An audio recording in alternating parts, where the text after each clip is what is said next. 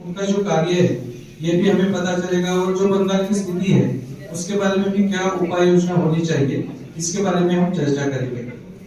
तो हर एक मान्यवर को 3 प्रश्न पूछे जाएंगे जिसके उत्तर में आप अपना विचार जो है वो सभी के साथ साझा कर सकते हैं।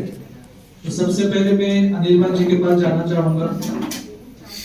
वैसे देखा जाए तो बंगाल की जो भूमि है वो चैतन्य महाप्रभु, रामकृष्ण परमहंस, स्वामी विवेकानंद जी, योगी अरविंदो, स्वामी प्रथमानंद जी, ऐसे कई सारे आध्यात्मिक तथा सुभाष चंद्र बोस, बटुकेश्वर दत्त, मास्टर सूर्य सेन, प्रतिरता वट्टेदार, ऐसी कई सारी क्रांतिकारियों की परंपराओं का बंगाल है।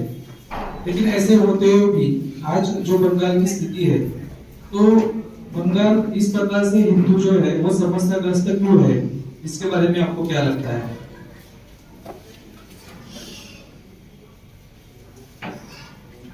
वैसे हम लोग सभी जानते हैं कि जब स्वतंत्रता आंदोलन हो रहा था तो क्रांतिकारियों में बंगाल का बहुत बड़ा सहयोग था, बहुत बड़ी संख्या में थे।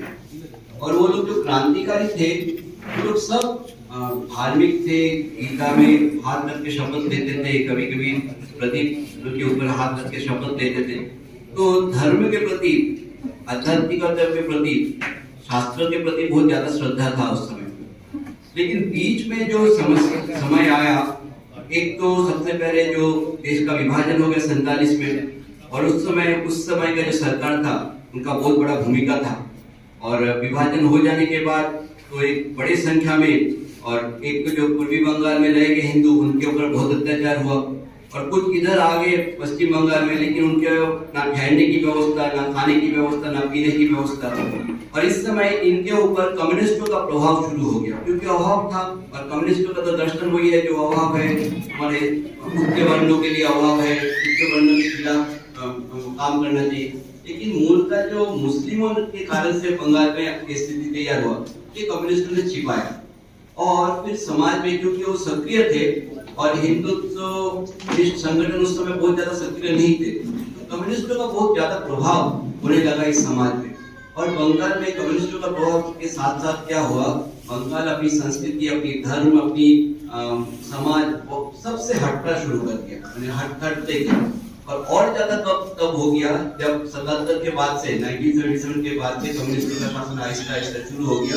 तो हमारे सिलेबस में, हमारे सब कुछ में स्पिरिचुअलिटी, धार्मिकता, संस्कृति वो विषय हटता गया, और उसका जो प्रभाव बंगाल में पड़ा। तो इसलिए बंगाल में भी क्या स्थिति है, शत्रु हमारा बहुत है, कम्युनिस्ट है, जो शासन में है वो लोग हैं, मुस्लिम है, और हमारी ओर से लड़ाई करने के लिए बहुत ज्यादा लोग तैयार नहीं, क्योंकि कम्युनिस्टों का प्रभाव है अभी भी तक जो शासन में अभी भी है। शासन भले ही उन लोगों का है, टीएमसी वगैरह का, लेकिन उनके मन में भी कम्युनिज्म का प्रभाव है। धर्म से जो हट जाता है उसका सब तरह से नुकसान होता है। तो बंगाल ने भी ये गलती